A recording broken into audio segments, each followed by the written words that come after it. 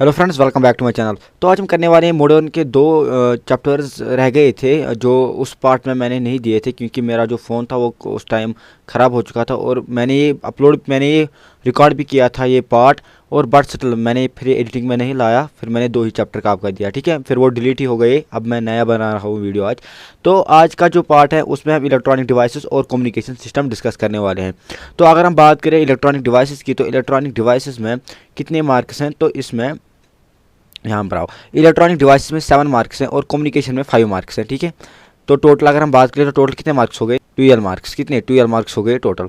मतलब इन दो चैप्टर्स में आपको 12 मार्क्स मिलेंगे, ठीक। इसमें आपको ज़्यादा ध्यान इन टॉपिक्स पर देना है जो यहाँ पर सिलेबस में दिए हुए टॉपिक्स हैं ना। यहाँ पर चाहे इलेक्ट्रॉनिक डिवाइसेस की बात करो, चाहे कम्युनिकेशन सिस्टम्स की बात करो, तो इन टॉपिक्स पे आपको ज़्यादा से ज़्यादा ध्यान देना है। इन टॉपिक्स को आपको पढ़कर जाना है। अब क्वेश्चंस कैसे आते हैं वो मेरा काम है, कैसे आते हैं, ठीक है, मैं आपको बता देता हूँ। ये आपने देख लिया, टोटल 12 मार्क्स है। इसके 7 इलेक्ट्रॉनिक डिवाइसेस के 7 मार्क्स हैं और इसके 5 मार्क्स हैं, ठीक है। टोटल हैं 12 मार्क्स, इसके दो चैप्टर्स के 12 मार्क्स हैं। तो स्टार्ट कर लेते हैं हम इंपॉर्टेंट क्वेश्चन। तो यहाँ पर हम आए हैं इलेक्ट्रॉनिक डिवाइसेस के ऊपर। तो एक्चुअली ये मैंने रिकॉर्ड किया था पहले, जो जब मैंने मॉडर्न का किया था मैंने सारे चैप्टर्स रिकॉर्ड किए थे। फिर अनफॉर्चुनेटली मेरा स्टोरेज प्रॉब्लम था उस फ़ोन में, क्योंकि फ़ोन थोड़ा छोटा था, तो फिर वो कन्वर्ट नहीं हो सका। तो फिर मैंने वो पार्ट डिलीट किया था। मैंने बोला इलेक्ट्रॉनिक डिवाइसेस देंगे और कम्युनिकेशन का डिलीट करेंगे, फिर भी नहीं हुआ। फिर इलेक्ट्रॉनिक डिवाइसेस का भी डिलीट करना पड़ा। अब वो तो उसी फ़ोन में था, रिकॉर्डेड था, बट वो फ़ोन ओपन नहीं हुआ, वो फ़ोन फुली ख़राब हो गया। तो उसकी वजह से आज मुझे फिर से दोबारा ये रिकॉर्ड करना पड़ा, ठीक है। चलो कोई नहीं। इलेक्ट्रॉनिक डिवाइसेस की बात कर ले, तो इलेक्ट्रॉनिक डिवाइसेस में टोटल 7 मार्क्स है, आपको मैंने बोला है सिलेबस में।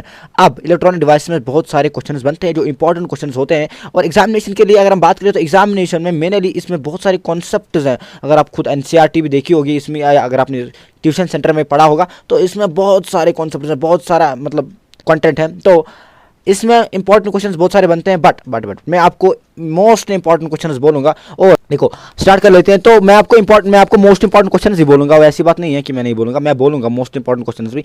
देखो पहला क्वेश्चन स्टार्ट कर लेते हैं यहाँ से। तो पहला जो क्वेश्चन है, ये जो क्वेश्चन है ये 2 बार आया हुआ क्वेश्चन है, 2 बार, ठीक है, 2 बार, और ये करना भी है, ये करना भी है, ठीक है।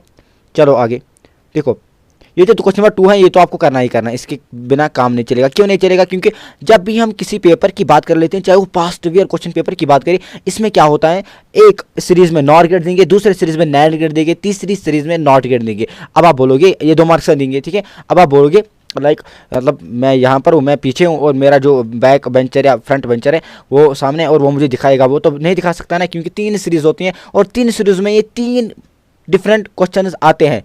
3 सीरीज में ही 3 डिफरेंट क्वेश्चन आते हैं। अगर एक सीरीज में नॉर गेट आया, दूसरे सीरीज में नैंड आता है, तीसरी सीरीज में नॉट गेट आता है। ये आपको याद रखना पड़ेगा, क्योंकि जब भी सीरीज आते हैं ना, तो सीरीज में आपको short answer type question different मिलते हैं, as long answer type question same मिलते हैं। ये आपको पता होगा क्योंकि 11th क्लास का एग्जामिनेशन आपने दिया है, तो ये आपको करना ही करना पड़ेगा। और यहाँ पर मैं आपको ये भी बता दूँ, इसके पास मेरी एक ट्रिक नहीं है, एक प्लेन शीट पर लिखा हुआ है सारे गेट्स, इसके बोलियन एक्सप्रेशन, इसका ट्रूथ टेबल, इसका इक्वेशन वगैरह, वो मेरे पास अवेलेबल है। जिसको चाहिए वो व्हाट्सअप कर सकता है, ले सकता है।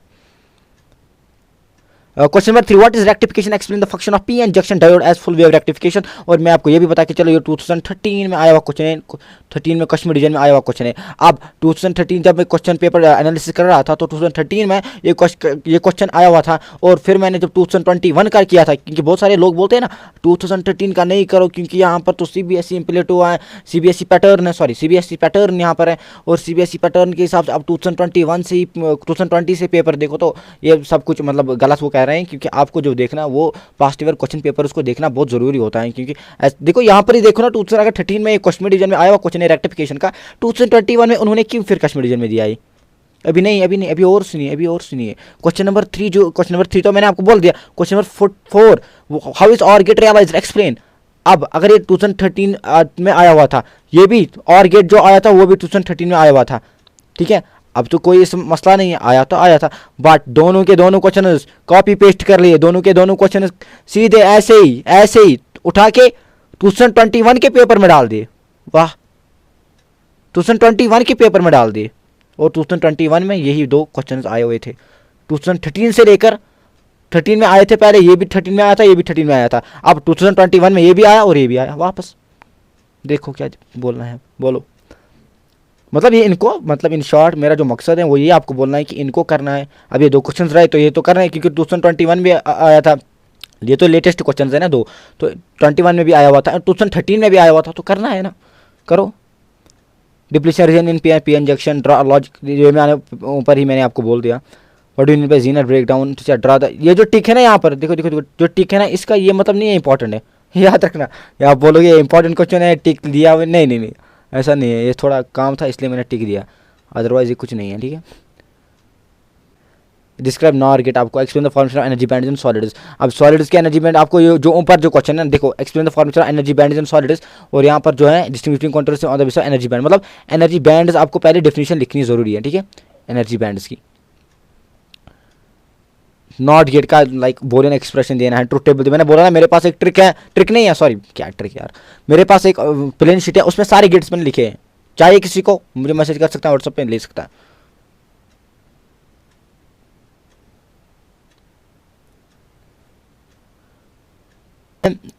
इसमें क्या हुआ है देखो, 2016 में इन्होंने दिया क्वेश्चन ये जीना डायोड का, ठीक, वोल्टेज रेगुलेटर। अब ठीक है दिया तो दिया, हमें कुछ नहीं करना है। अब 2019 में फिर से दिया, हमने बोला चलो ठीक है अब तो पास्ट ईयर है तो आएगा, रिपीट क्यों नहीं आएगा। अब क्या किया, फिर से 2020 में फिर दिया। अब देख रहे हो क्या होगा, क्या होता है यहाँ पर 2020 में, मतलब ये जो क्वेश्चन है 3 बार आया हुआ क्वेश्चन है, और 3 बार आया हुआ क्वेश्चन है, और फिर से मुझे लगता है ये जम्मू रीजन में भी वगैरह में आया हुआ क्वेश्चन होगा, ठीक है। आप देखो खुद भी देखो ना, देखो 2016 में आया हुआ क्वेश्चन है, 2019 में भी आया हुआ क्वेश्चन है, 2020 में भी आया हुआ क्वेश्चन है, बोलो क्या बोलना है। अगर 19 में दिया होता तो क्यों 20 में देना था, फिर उन्होंने फिर से 20 में दिया था। जिसने किया होगा तो वो तो मज़े में होगा, इसको करना है आपको, और ये सबसे ज़्यादा इंपॉर्टेंट इसमें है।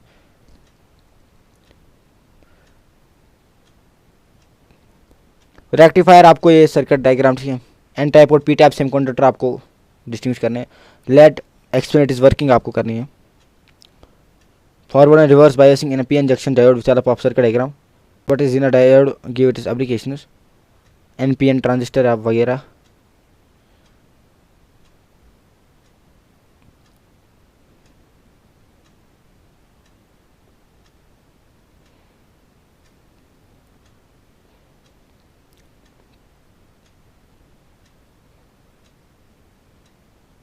ये इजी है, ये उतने नहीं है, मतलब ये दो मार्क्स के क्वेश्चन आते हैं, मैं क्या करूँ इसमें, आते हैं इतने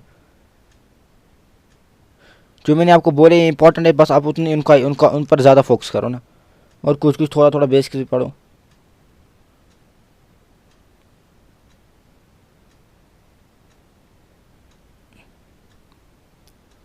यहाँ तक हमारा जो खत्म इलेक्ट्रॉनिक डिवाइसेस खत्म हो गया, ठीक है। अब इलेक्ट्रॉनिक डिवाइसेस नहीं है, अब इतना से 34 क्वेश्चन इनफ है, ठीक है। 34 क्वेश्चन, अब इनमें आप 34 क्वेश्चन में खुद क्वेश्चन 15 ढूंढो और वही कर लो, ठीक है। पहले तो वो जो मैंने आपको बोले हैं वो तो आपको करने हैं, ठीक है, वो किसी भी हाल में करने हैं, और कुछ क्वेश्चन आप ढूंढो फिर, मतलब अपने लिए, मतलब मुझे ये लगता है ये ठीक है तो आप कर सकते हो वगैरह। मेरा काम है देना, तो फिर आपका लेना है कितना आप ले सकते हो। तो कम्युनिकेशन सिस्टम की बात करें तो कम्युनिकेशन सिस्टम में आपको 5 मार्क्स हैं, ये मैंने आपको बोला कम्युनिकेशन सिस्टम में आपको 5 मार्क्स हैं। अब कम्युनिकेशन सिस्टम में तो 5 मार्क्स हैं, अब इसमें कौन कौन से क्वेश्चन आते हैं वो आपके सामने है। What do you mean by the ground wave, ये वेव वगैरह, ठीक है। इसमें तो रिपीट ही होता है ज़्यादातर, इसमें कौन सबसे ज़्यादा इंपॉर्टेंट है वो मैं आपको बताने वाला हूँ।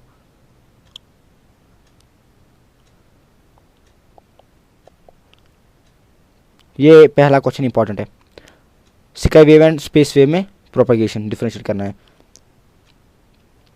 क्वेश्चन नंबर 5 4 बार आया हुआ क्वेश्चन है।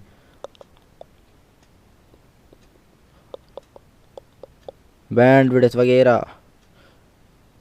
क्वेश्चन नंबर 7 इंपॉर्टेंट क्वेश्चन, ये वाला इंपॉर्टेंट है, इसमें यही क्वेश्चन आते हैं और कुछ नहीं आते हैं।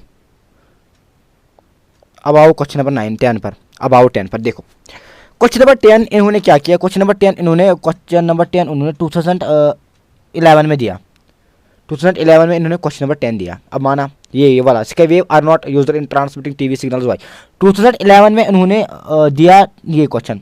अब माना 2011 में दिया तो दिया, अब क्या करेंगे। अब 2012 में फिर दिया यही क्वेश्चन वापस, आप देख रहे हो 2012 में फिर यही दिया। अब जो 2012 में ये दिया तो क्या करना था, अब तो नहीं, अब तो इसको बंद करना था, अब इसको नहीं देना था, बट नहीं माने 2016 में फिर दिया। हमने बोला चलो ठीक है, अब 3 बार आया हुआ क्वेश्चन है, हम इसको इंपॉर्टेंट मान लेते। अब इतना भी नहीं माना, 2020 में फिर दिया, 2020 में फिर दिया, और 2021 में फिर दिया। मतलब ये जो क्वेश्चन है ये ऑब्वियसली 1 2 3 4 5 बार आया हुआ क्वेश्चन है। 11 में, 12 में, 16 में, 20 में और 21 में, 22 में नहीं आएगा, 23 में नहीं आएगा मुझे लगता है, बट इसको तो करना पड़ेगा ना आपको। अब इतनी बार दिया है यार, इतनी बार, 6 बार दिया हुआ क्वेश्चन है।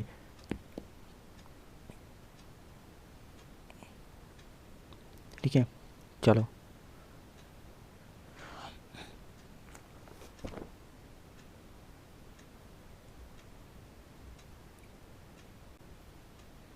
क्वेश्चन नंबर ये जो क्वेश्चन है, explain briefly why modulation is needed at all, ये आपको करना है, इंपॉर्टेंट है, 2 बार आया हुआ क्वेश्चन है।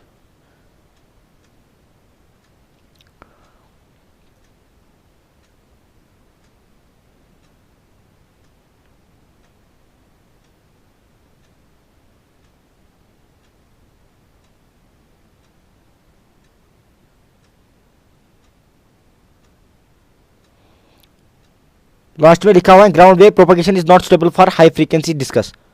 ठीक है, यहाँ पर हमारा important question of physics class 12 सारा खत्म हो चुका है। क्लास 12 के जितना फिजिक्स का रिलेटेड मतलब था वो सारा मैंने खत्म कर लिया। अब अगर कोई एक्स्ट्रा क्वेश्चन होगा जो इंपॉर्टेंट होगा और जो मैंने अपनी इंपॉर्टेंट इस सीरीज़ में मैंने वो इंक्लूड नहीं किया है यूट्यूब पर, तो उसका आपको आंसर और क्वेश्चन दोनों के दोनों मिलेंगे, वो मिलेंगे आपको व्हाट्सएप ग्रुप में। ठीक है, आप ज्वाइन नहीं हो तो कुछ फ़ायदा नहीं है, अगर आप ज्वाइन हो तो ठीक है, तो आपको वो मिलेंगे व्हाट्सएप पर। आपको व्हाट्सएप ज्वाइन करके रखना है, अगर कोई एक्स्ट्रा क्वेश्चन होगा वो आपको व्हाट्सएप पर मिलेगा। तो ये था हमारा मतलब, इतना मतलब फिजिक्स में हमने आज तक किया।